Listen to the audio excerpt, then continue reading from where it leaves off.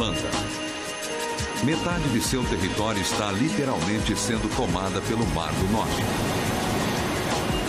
O país deve sua existência às enormes barreiras que estão mantendo o mar afastado há séculos. Mas agora a Holanda enfrenta um novo inimigo. Mudanças no clima estão fazendo com que o Mar do Norte atinja níveis recordes e os rios avancem além de suas margens. Os holandeses são mestres na construção de diques e enormes barreiras móveis. Será que os engenheiros encontrarão uma forma de superar esta crescente ameaça? Ou será este o fim de 2000 anos de história, quando o mar finalmente tomar de volta o que é dele?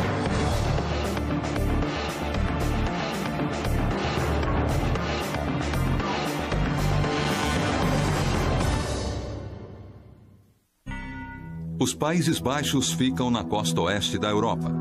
2 de suas 11 províncias formam a região da Holanda. A Holanda e suas províncias vizinhas estão engajadas numa batalha épica contra as águas do Mar do Norte. O mar fez desta uma região rica, com abundantes zonas de pesca e acesso às riquezas de outras terras. Porém, o Mar do Norte é também uma ameaça constante. A pitoresca área cultivada no litoral da Holanda está localizada muito abaixo do nível do mar, mas igualmente preocupante são as condições das principais cidades como Amsterdã e Roterdã, o mais movimentado porto do mundo. Quase metade do país corre o risco de ser tomada pelas águas. O destino final da Holanda pode estar nas mãos de seus engenheiros, que devem decidir onde, quando e como enfrentar a ameaça das águas. Pensamos muito sobre as grandes enchentes e tentamos nos proteger contra elas. Mas não esquecemos que qualquer coisa que for criada ou qualquer coisa que seja construída, sempre existe a possibilidade de um acúmulo de água maior ou de uma inundação pior. Então, algo ainda poderá dar errado. E a questão que estamos enfrentando agora é se podemos de alguma forma limitar os estragos que ocorreriam nesses casos. Of laten we gewoon Gods water over Gods akker lopen. Os engenheiros se concentraram em lugares críticos, como o litoral sul, onde está a mais longa represa do mundo, com comportas que podem conter o ataque da próxima tempestade e salvar milhares de vidas.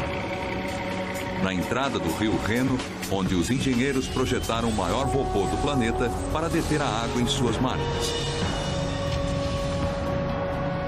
Mas será que estes incríveis feitos da engenharia são suficientes para manter a Holanda em segurança?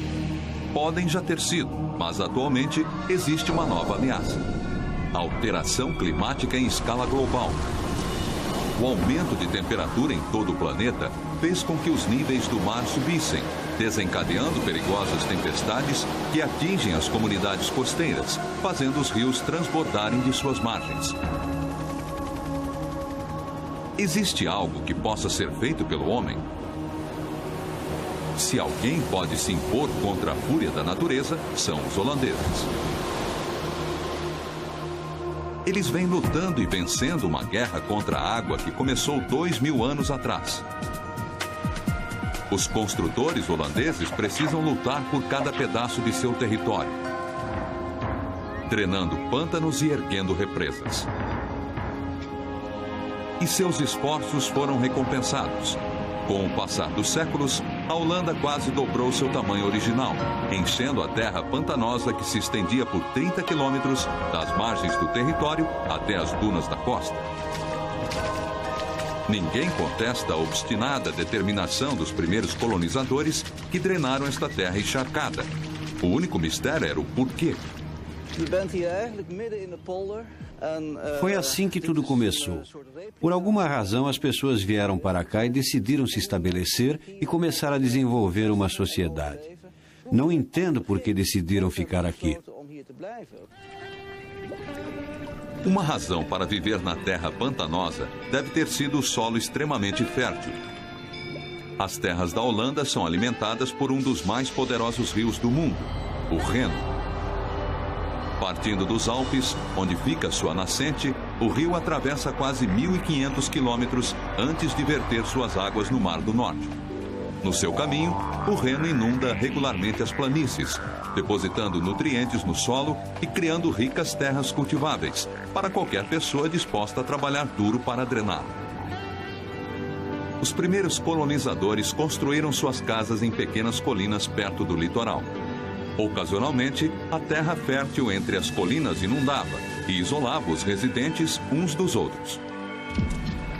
Para proteger a terra, os fazendeiros começaram a construir diques primitivos, pequenas paredes projetadas para manter a maré longe e a terra seca. Os primeiros colonizadores holandeses chamavam estes campos de vasilhas, e de pouco em pouco, os pequenos campos foram aumentando. Mas existia um problema. Com o passar do tempo, enquanto a nova terra secava, ela foi se assentando, lentamente afundando abaixo do nível do mar, tornando impossível a drenagem da chuva e absorvendo a água do solo. Aos poucos, a água tomou conta da terra. Mas, com o passar do tempo, um avanço tecnológico começou a mudar a maré. O moinho de vento.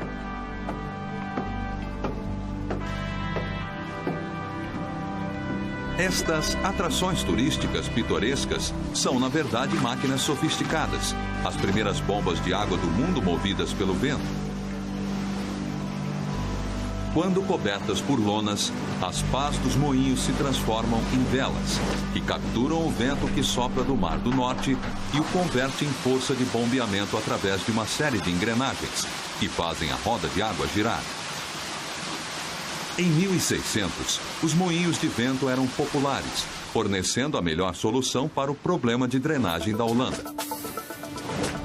Mas existe um limite para a altura que um único moinho é capaz de erguer a água. Então, os engenheiros começaram a organizar os moinhos em grupos, sobre uma rede de canais, cada um bombeando a água gradualmente para cima, do ponto mais baixo até o topo dos diques, onde é vertida num canal ou rio e enviada para o mar. Com o poder adicional do vento, os holandeses podiam agora se apossar de vastas quantidades de terra perto do mar, e a Holanda moderna começou a tomar sua forma.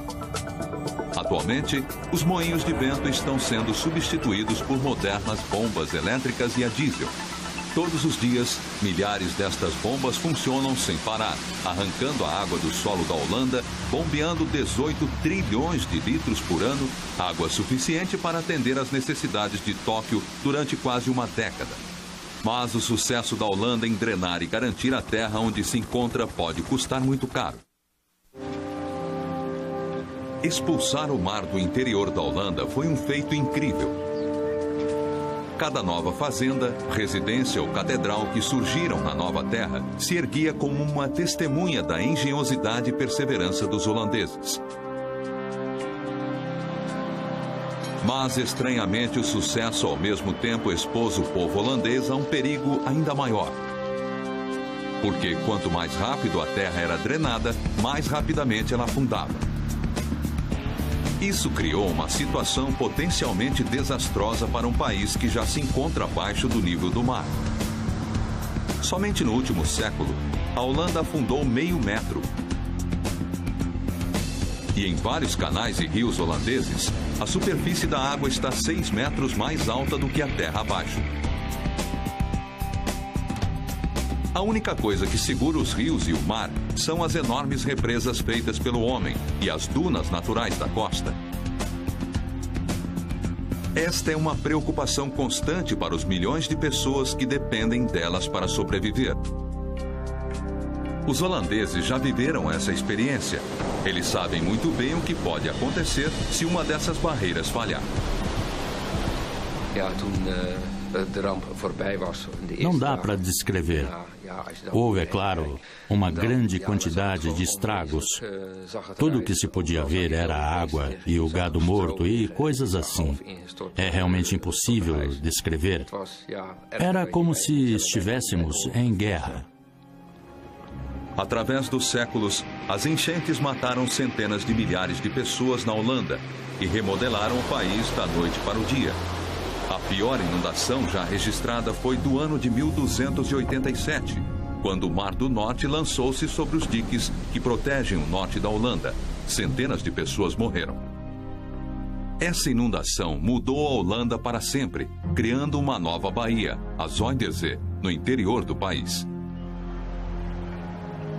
Nas margens da Zuiderzee, os holandeses fundaram Amsterdã, que cresceu e se transformou num importante centro comercial e cultural. Mas as enchentes continuaram a ameaçar a nova capital. Mais recentemente, em 1916, o Mar do Norte invadiu a Zuiderzee, quebrando diques e inundando milhares de lares ao norte de Amsterdã.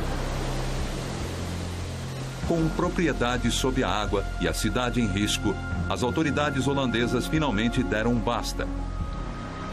Eles decidiram procurar uma forma de domar o Mar do Norte. Eles se voltaram para um engenheiro visionário, Cornelius Lely, em busca de ajuda. Lely propôs um plano audacioso, o primeiro projeto radical de engenharia da era moderna da Holanda. Ele dividiria a passagem do norte em duas, com uma estrutura de tamanho inédito, um dique de 30 quilômetros de comprimento, através de uma das mais agitadas faixas de água do mundo. De um lado estaria o Mar Bravio, do outro, um novo lago de água doce chamado Itzhelmer. Mas será que ele conseguiria concretizar isso? Ou Amsterdã um dia sucumbiria a uma enchente do Mar do Norte? Ninguém poderia realmente garantir que no final seria um sucesso. Era um projeto bastante perigoso. Muitas pessoas estavam envolvidas, muitas técnicas utilizadas e também novas tecnologias.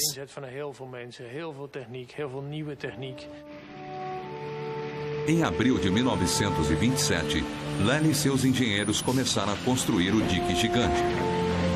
Era o início de um imenso esforço nacional que influenciou a vida de cada cidadão holandês.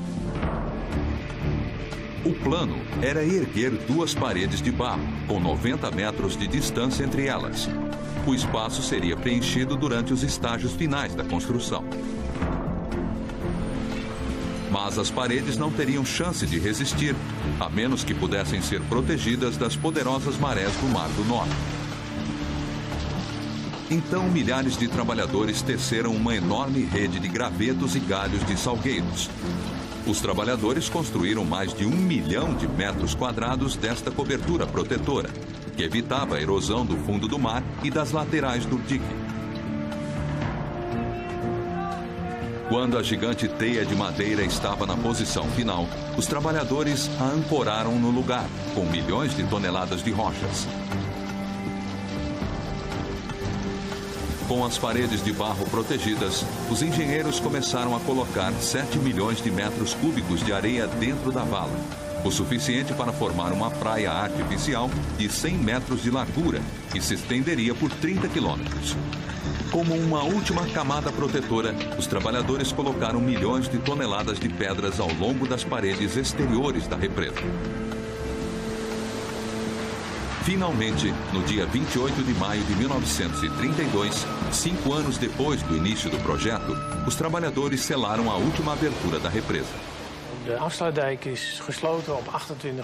Nós sabemos exatamente o horário. 1h01 da tarde.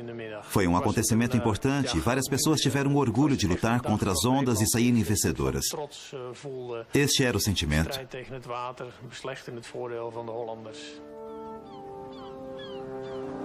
Os holandeses construíram o maior dique da história, uma parede com 30 quilômetros de comprimento que se erguia 3 metros acima da linha da maré alta. Cornelius Lely conquistou uma incrível vitória para a Holanda contra o Mar do Norte. Mas ele não havia acabado. Por trás da represa, no novo lago interno, ele continuou a construir mais diques para reter grandes porções do Mar do Norte que antes cruzava o país. Depois ele instalou as bombas. Nos 40 anos seguintes, os holandeses drenaram mais de 2.000 quilômetros quadrados do antigo solo oceânico, criando 4 novos territórios, o maior acréscimo à Holanda em toda a história.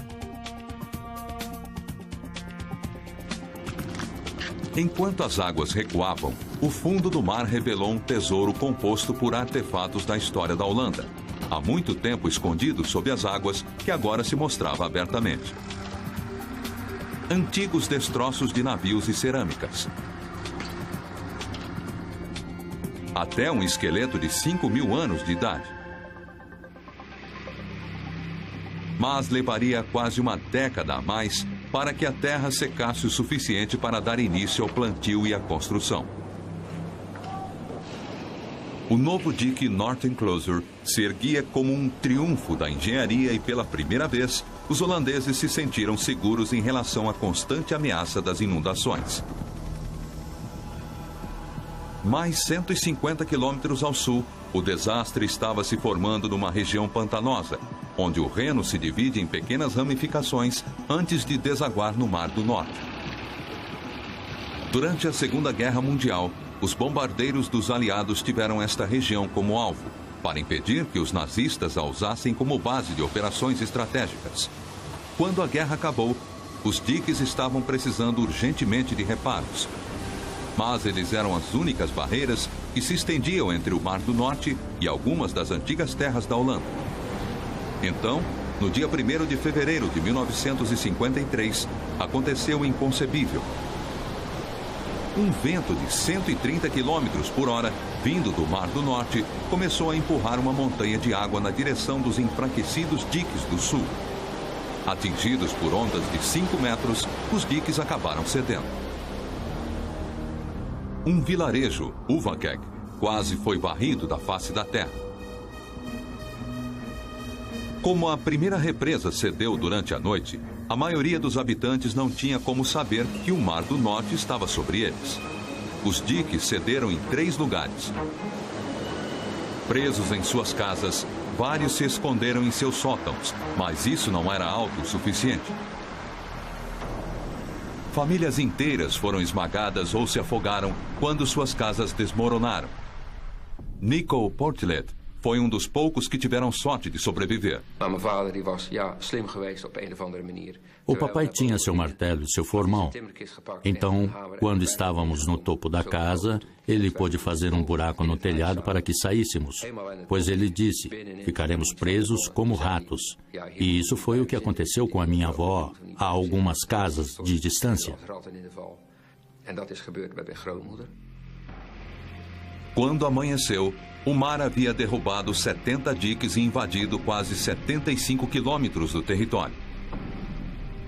Quase 2.000 pessoas morreram. Foram precisos 10 meses para consertar os diques e drenar a água do mar. Mas para alguns, a memória da tragédia durou muito mais.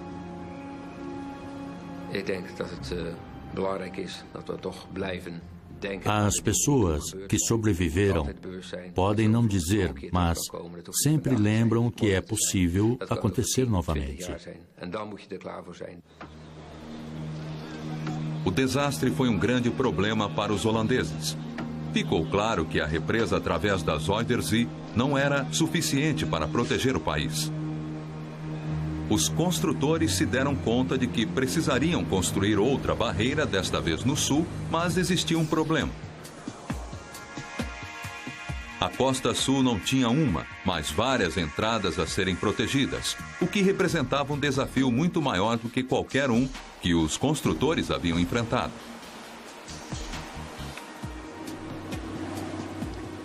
Em 1958, os engenheiros criaram um projeto e começaram o trabalho. Durante os 30 anos seguintes, os engenheiros construíram inúmeras barreiras, criando novos lagos internos e redirecionando rios. Finalmente, restou apenas uma abertura, mas era a maior de todas: o estuário Oosterschelde. As marés aqui atingiam com incrível força. Mesmo assim, os engenheiros seguiram em frente com um dique tradicional, como os outros que foram concluídos. Mas quando a construção começou, o projeto assumiu um rumo inesperado. Pela primeira vez na história, o público holandês começou a questionar a drástica reforma de seu meio ambiente. Construir um dique através desta faixa destruiria um frágil ecossistema, ameaçando a indústria pesqueira local. Aconteceram vários debates públicos sobre se queríamos ou não um dique. Ele mudaria o ambiente de água salgada para um ambiente de água doce e o ecossistema de água salgada se perderia. Então, os engenheiros pararam a construção e tentaram encontrar uma nova solução que protegesse a terra sem afetar a indústria da pesca costeira. Enfrentando estas novas exigências, os engenheiros holandeses apresentaram uma proposta engenhosa.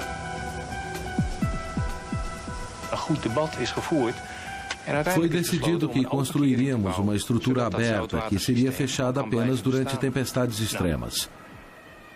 E a construção nessas condições hostis era muito difícil. Ao mesmo tempo, existia a pressão do tempo, então muita pesquisa e desenvolvimento foram realizados até mesmo na fase de construção. Seria uma represa como nenhuma outra, porque só bloquearia o fluxo da água quando uma tempestade ameaçasse o território ao seu redor. A estrutura proposta seria a mais longa represa com comportas do mundo, mais de 60 delas.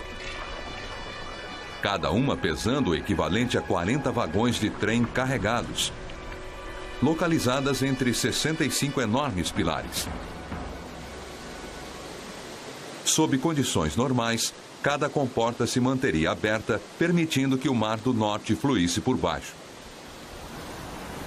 Mas se os níveis do mar se elevassem a alturas perigosas durante uma tempestade, as comportas seriam abaixadas até o fundo do mar, isolando o interior da Holanda dos ataques da tempestade. Nenhuma estrutura desta complexidade já foi construída no mar, numa área com marés tão fortes. Os construtores temiam que as correntes pudessem destruir a estrutura antes que conseguissem ancorá-la ao fundo do mar. A solução? Construir o dique em partes, em terra firme, e depois mover as peças para seu lugar dentro do mar. Será que esta abordagem funcionaria? Enquanto os engenheiros testavam os componentes do projeto, eles encontraram problemas. Como poderiam manusear estruturas tão grandes através da água e colocá-las no lugar com precisão cirúrgica? Tudo isso enquanto enfrentavam as correntes do Mar do Norte? No final, chegaram à conclusão de que a única opção seria tentar. O projeto começou com a criação de 2 pequenas ilhas na passagem. Nelas, os construtores montaram fábricas e 2 enormes docas secas para construir as partes da represa. As ilhas também serviam para outro propósito. Elas estreitavam o canal e reduziam o comprimento da represa. Mas o estreitamento do canal teve um efeito colateral não muito bem-vindo. Ele fez com que as ondas ficassem muito mais rápidas, pois a mesma quantidade de água era espremida através de um espaço mais estreito. Correntes tão fortes fizeram com que o fundo do mar ficasse instável. 2 vezes por dia a água escorre para dentro e para fora em alta velocidade. E construir uma estrutura nessas condições é uma tarefa e tanto. O fundo é formado por sedimentos finos que se movem constantemente. Para compreender melhor como a corrente afeta o fundo do mar, os cientistas vieram para um laboratório como este. Um técnico coloca um aparelho de medição dentro de um tanque de testes. O fundo do tanque é forrado com sedimentos similares aos encontrados no fundo da passagem do Mar do Norte.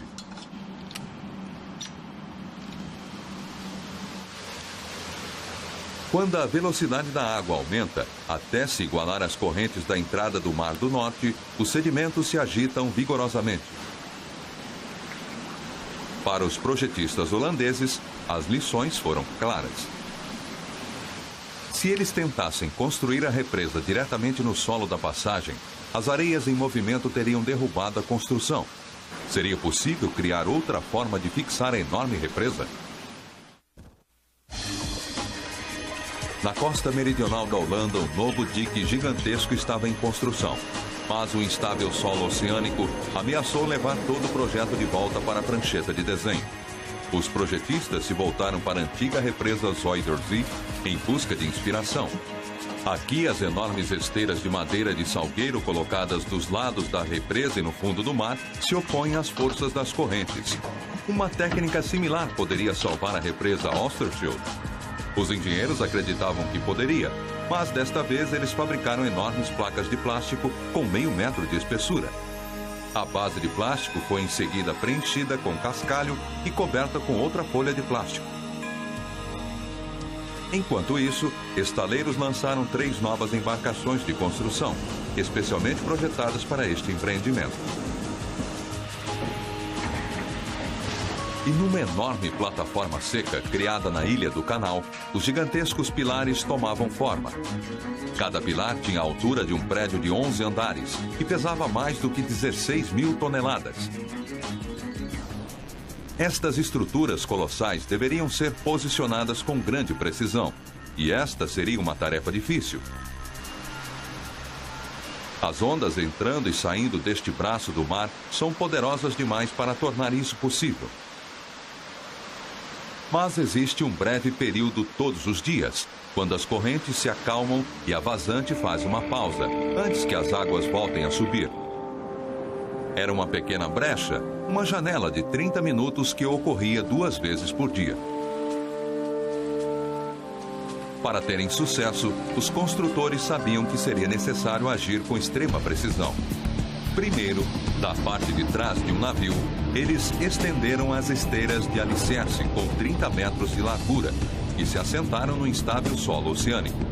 Depois, outro navio manobrava uma das enormes colunas até sua posição, para baixá-la sobre a esteira. Com apenas 30 minutos para completar o trabalho, não existia lugar para erros. O sobrevivente da grande enchente, Nico Portillet, teve uma satisfação pessoal com a construção deste projeto.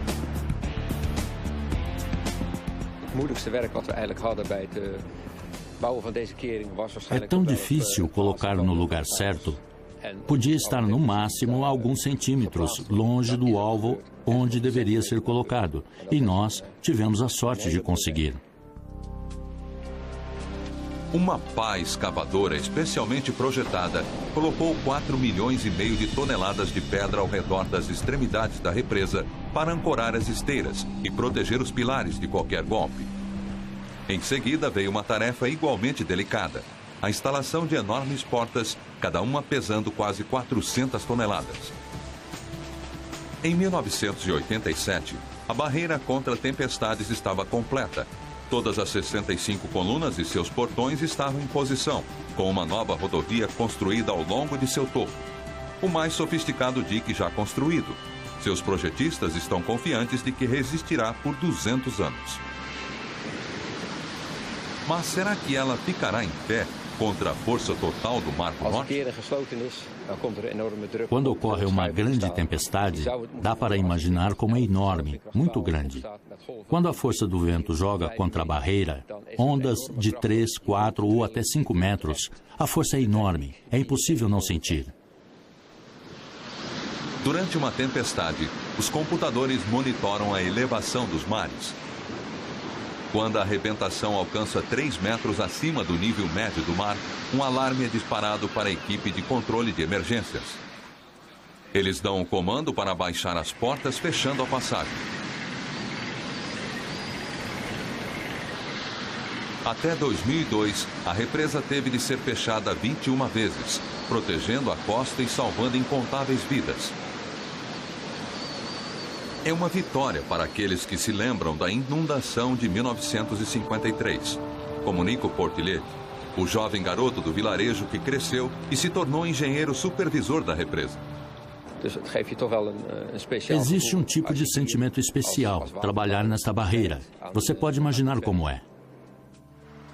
Com o término da Barreira do Sul, a Holanda estava mais bem protegida do que nunca contra o Mar do Norte. Mesmo assim, sobrou uma evidente falha nas defesas da Holanda.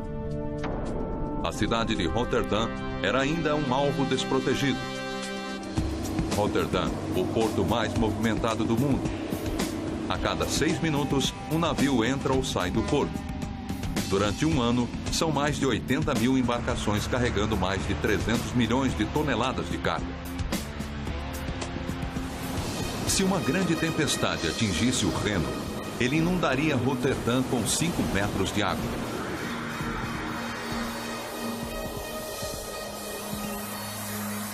Pior ainda, o mar inundaria uma enorme área ao norte, a parte mais densamente povoada da Holanda, lar de mais de 5 milhões de pessoas. Os holandeses sabiam que precisavam proteger este porto estratégico a qualquer custo. O problema era que ninguém conseguia descobrir como projetar uma barreira contra a tempestade, que não restringisse também o fluxo dos navios e das mercadorias. A maioria dos diques usam comportas para permitir a passagem dos navios, mas comportas são muito lentas para acomodar o tráfego de navios de Roterdã. E uma represa com comportas, como aquela do sul, não funcionaria, porque as comportas não poderiam ser erguidas o suficiente para permitir que os navios passassem por baixo. Sem uma nova barreira contra a tempestade, Roterdã estava muito vulnerável. Em 1991, uma nova geração de engenheiros assumiu o desafio de construir uma barreira contra as alterações das tempestades, grande o suficiente para proteger o porto durante uma emergência, mas que pudesse ficar fora do caminho até ser necessário. Eles chegaram a um projeto revolucionário, um par de barreiras enormes que poderiam ser posicionadas através do rio quando necessário, protegendo o porto de uma enchente causada pela tempestade. Cada barreira estaria presa a um braço gigantesco de tubos de aço. E cada um desses braços teria um ombro, uma bola e um pivô articuláveis que permitissem que a barreira fosse colocada no lugar. Para testar o projeto, os engenheiros fizeram experimentos com o modelo em escala, num laboratório. Como modelo, as barreiras de aço reais seriam ocas, permitindo que flutuassem na superfície da água.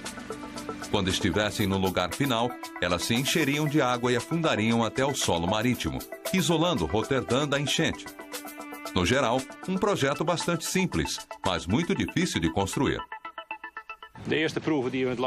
O primeiro teste que fizemos mostrou extremas instabilidades de toda a estrutura, simplesmente por causa da corrente que passava por baixo da barreira enquanto a colocávamos no lugar. A barreira estava totalmente fora de controle.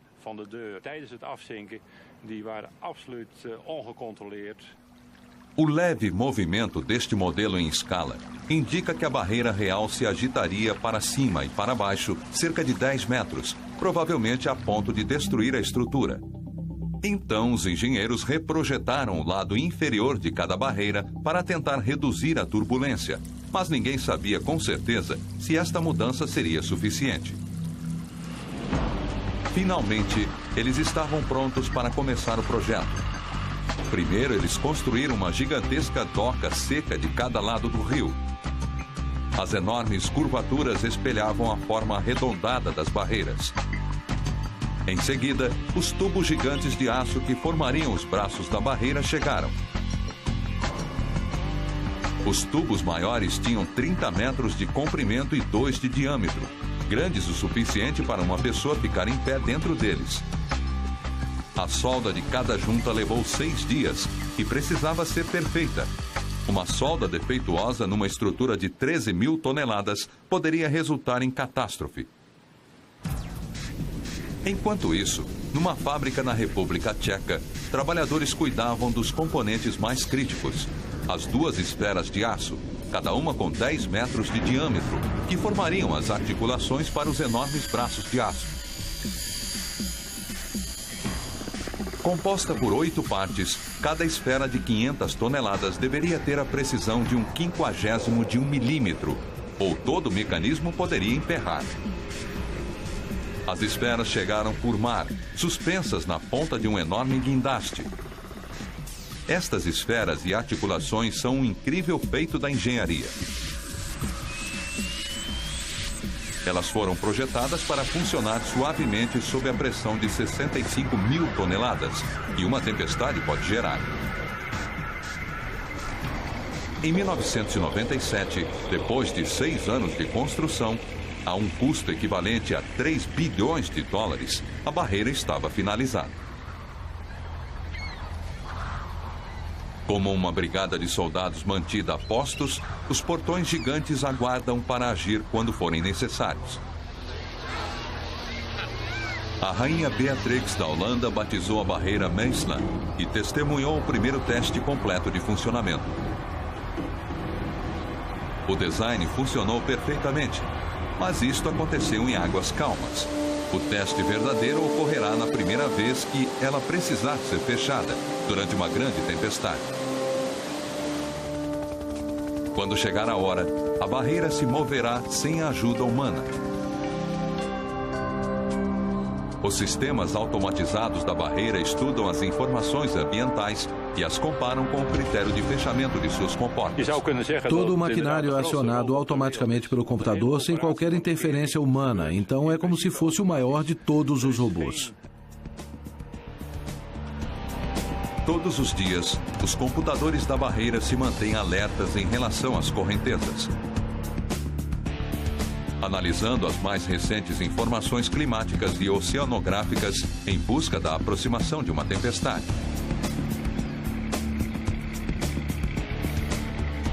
Até 2003, a barreira não foi fechada numa emergência.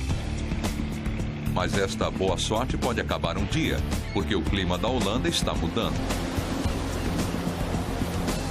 As tempestades estão ficando mais fortes com o passar de cada ano.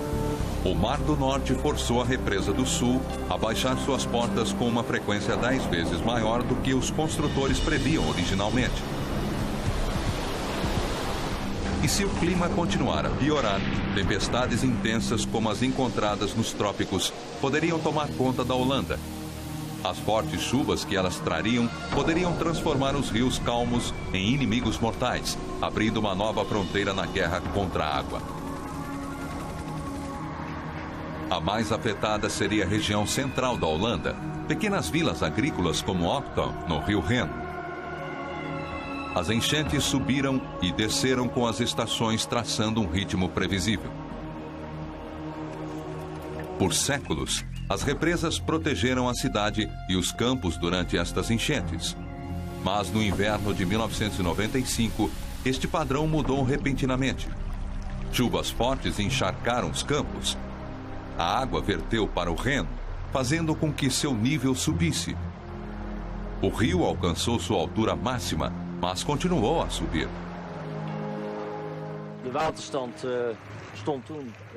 O nível do rio ainda estava aqui. A represa começou a desmoronar. Foi uma situação muito perigosa. Recebi o conselho de sair imediatamente. Foi um momento crítico. O rio aumentado ameaçava invadir as represas e inundar o vilarejo. Haveria uma parede de água destruindo todas as casas, num círculo de cerca de 1 quilômetro. E isso significava que a vila de Octon, com cerca de 3.000 habitantes, teria sido devastada. Mas a inundação não aconteceu. O rio parou de subir e lentamente foi baixando. Será que esse fato era nada mais do que um episódio que aconteceria apenas uma vez por século? Se o aquecimento global for uma realidade, talvez esta seja uma indicação do que está para acontecer. As chuvas podem se transformar como as tropicais, e isso significa que chegarão aqui com a mesma intensidade. Se você viaja para o sul, sabe que as tempestades tropicais são muito mais intensas do que aqui no norte. Será que o aumento das chuvas pode fazer com que a Holanda enfrente uma guerra em 2 frentes contra um Mar do Norte mais furioso? E inundações dos rios? Para descobrir o que o futuro pode trazer, alguns planejadores holandeses vêm estudando um lugar mais próximo aos trópicos e a um continente de distância onde os engenheiros enfrentam problemas semelhantes. Nova Orleans, Estados Unidos.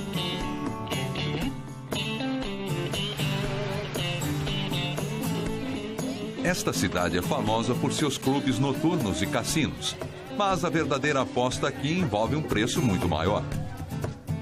A cidade está cercada de água por todos os lados e os engenheiros podem estar indefesos para protegê-la contra um desastre.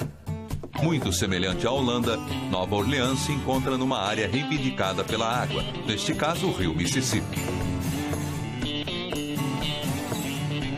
E também, como a Holanda, a cidade vem afundando com o passar dos séculos. Não é só isso. O lago Pontchartrain avança sobre Nova Orleans pelo norte. Enormes barreiras, similares às represas da Holanda, mantêm a cidade longe de uma inundação. Mas Nova Orleans também enfrenta um enorme perigo que não existe na Holanda, pelo menos até agora. Furacões. Estes enormes conjuntos de tempestades apresentam incrível poder.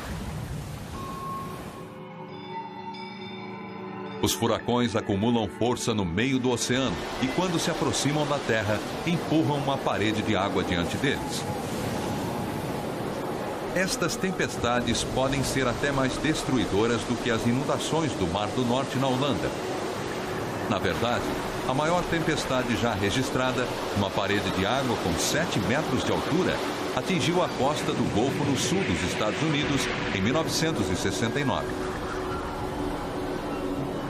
Impulsionada por ventos de 218 km por hora do furacão Camille, a tempestade matou 250 pessoas no Mississippi, mas poderia ter sido muito pior. Quando um furacão de categoria 5 atingiu a costa do Golfo do Sul dos Estados Unidos, a devastação foi surpreendente. Mas os cidadãos de Nova Orleans se consideraram privilegiados. Se o furacão tivesse se deslocado um pouco para o oeste, teria atingido a cidade de frente. A tempestade teria primeiro levado uma parede de água do Golfo do México para o lago Pontchartrain e em seguida levantado o conteúdo do lago, atirando-o sobre as barreiras e atingindo a cidade. Teria sido uma enchente como nenhuma cidade já presenciou.